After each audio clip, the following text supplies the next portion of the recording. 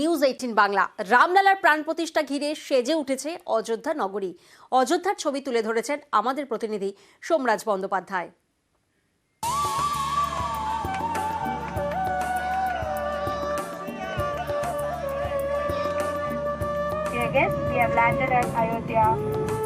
কলকাতা থেকে অযোধ্যা এখন বিমানে আসতে সময় লাগে 1 ঘন্টা 30 মিনিট। হ্যাঁ, এখন আর লখনৌ হয়ে অযোধ্যা আসার দরকার নেই, সরাসরি বিমানে চলে আসতে পারবেন অযোধ্যা।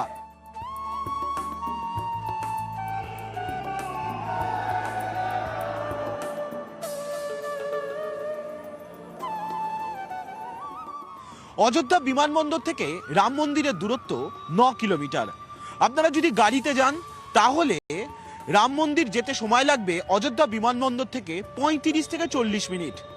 আর অযোধ্যা স্টেশন থেকে রাম মন্দিরের দূরত্ব 2 কিলোমিটার। পায়ে হেঁটেও যেতে পারেন, আবার যেতে পারেন গাড়ি নিয়েও।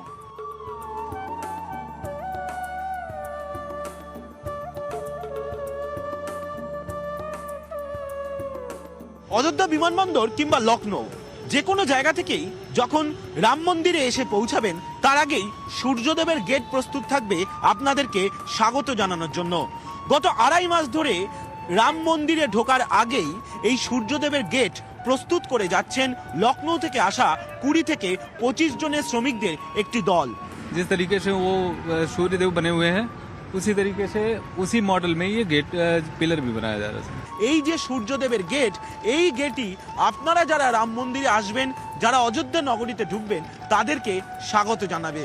আর এই সূর্যদেবের গেটকে কেন্দ্র করে সূর্যদেবের আলো অর্থাৎ সূর্যের আলো গোটা রাস্তা জুড়ে বসানো হয়েছে। আর এই যে সূর্যদেবের গেট দেখছেন, এই সূর্যদেবের গেট থেকে রাম মন্দিরের দূরত্ব 3 কিলোমিটার। গোটা 3 কিলোমিটার রাস্তায় সাজিয়ে তোলা হয়েছে 22শে জানুয়ারির রাম মন্দিরের উদ্বোধনকে কেন্দ্র করে।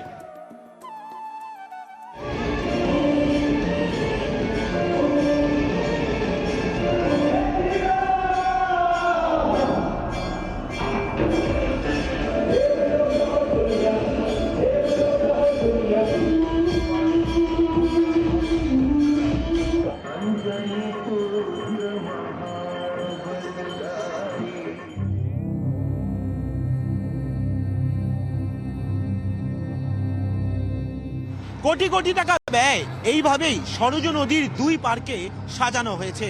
22শে জানুয়ারি রয়েছে রাম মন্দিরের উদ্বোধন, আর তার আগেই সরজ নদীর 2 পার ধরে যত এগোতে থাকবেন ততই এরকম ছবি দেখতে পাবেন। রাম মন্দিরের উদ্বোধনকে কেন্দ্র করে সেজে উঠছে অযোধ্যা। দেখতে পাচ্ছেন সেই ছবি, আমি আমার চিত্র সাংবাদিক খোকনকে বলবো সেই ছবিটি দেখাতে। দেখতে পাচ্ছেন সরজ নদীর 2 পারে বিভিন্ন রকমের আলোর ব্যবহার করা হয়েছে।